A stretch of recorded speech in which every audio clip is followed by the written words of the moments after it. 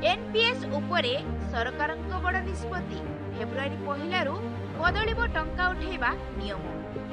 Pension party संस्था PFRDA एक नूतन नियम जारी करिछि जहाँ जातीय पेंशन सिस्टम अधीन रे पेंशन प्रत्याहार पई व्यवस्था रहिछि। एही नियम फेब्रुआरी 1 तारिख रु कार्यकारी हेबो।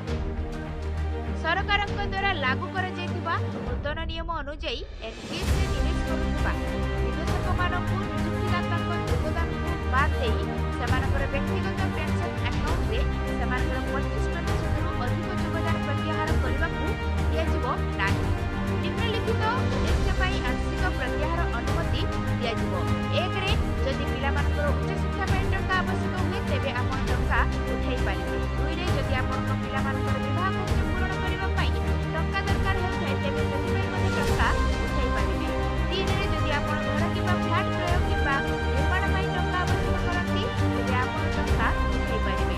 ଏହା ଧ୍ୟାନ ଦେବା ଜରୁରୀ ଯଦି ଗ୍ରାହକଙ୍କ ପାଖରେ ପୂର୍ବରୁ ଘର ଅଛି ତେବେ ଟଙ୍କା ଉଠାଇବା ପାଇଁ ଅନୁମତି ଦିଆଯିବ ନାହିଁ।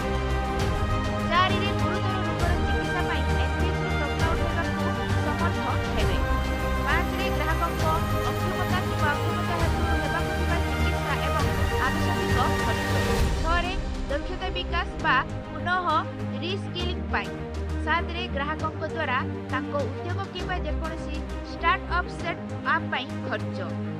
ଆଂଶିକ ପ୍ରତ୍ୟାହାର ପାଇଁ କେତେଗୁଡ଼ିକ ଆବଶ୍ୟକ ସର୍ତ୍ତ। 1 ରେ ଯୋଗଦାନ ତାରିଖରୁ ଅତି କମରେ 3 ବର୍ଷ ପାଇଁ ଏନପିଏସ୍ ଗ୍ରାହକ ନିଶ୍ଚିତ ଭାବରେ ଏନପିଏସ୍ ର ସଦସ୍ୟ ହେବା ଆବଶ୍ୟକ। 2 ରେ ଆଂଶିକ ପ୍ରତ୍ୟାହାର ରାଶି ବ୍ୟକ୍ତିଗତ ପେନସନ ଆକାଉଣ୍ଟରେ ମୋଟ ଅବଦାନର 1/4 ରୁ ଅଧିକ ହେବା ଉଚିତ ନୁହେଁ। 3 ରେ ଏନପିଏସ୍ ଅଧୀନରେ ଗ୍ରାହକଙ୍କୁ ତାଙ୍କର ସମସ୍ତ ସଦସ୍ୟତା ଅବଧି ମଧ୍ୟରେ ସର୍ବାଧିକ 3ଟି ଆଂଶିକ ପ୍ରତ୍ୟାହାର କରିବାକୁ ଅନୁମତି ଦିଆଯାଇଛି। ଟଙ୍କା ଉଠାଇବା ପାଇଁ କିପରି ଆବେଦନ କରିବେ ତାହା ଜାଣିବା ପାଇଁ ଭିଡ଼ିଓଟିକୁ ଶେଷ ଯାଏଁ ଦେଖୁଥାନ୍ତୁ। ଆମ ଭିଡ଼ିଓ ସହିତ ଯୋଡ଼ି ରହିବାକୁ ହେଲେ ଆମ ଚ୍ୟାନେଲକୁ ସବସ୍କ୍ରାଇବ୍, ଲାଇକ୍ ଏବଂ ସେୟାର କରିଦିଅନ୍ତୁ।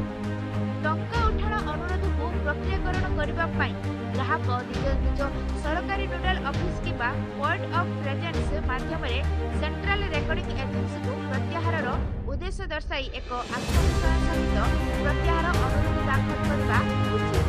ଆଂଶିକ ପ୍ରତ୍ୟାହାର ଅନୁରୋଧଗୁଡ଼ିକ ସିଆର୍ଏ ଦ୍ୱାରା